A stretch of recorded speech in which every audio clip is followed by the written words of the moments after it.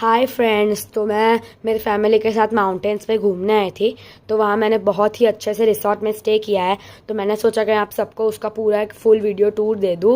So let's do this together. सबसे पहले ये दो ब्यूटीफुल से सोफे हैं। उसके बाद ये टू यूनिक सी चेयर्स है। फिर है ये बहुत ही अच्छे से कर्टन्स। फिर ये इलेक्ट्रिक केटल। उसके बाद है ये ड्रॉर्स। उसके बाद है ये बहुत ही ज़्यादा कोजी सा बेड। फिर है हमारे पास ये dressing table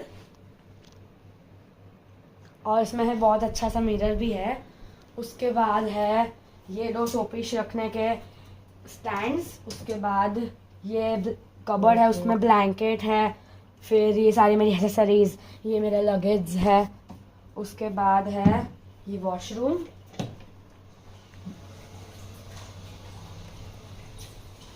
okay, so thank you and bye bye.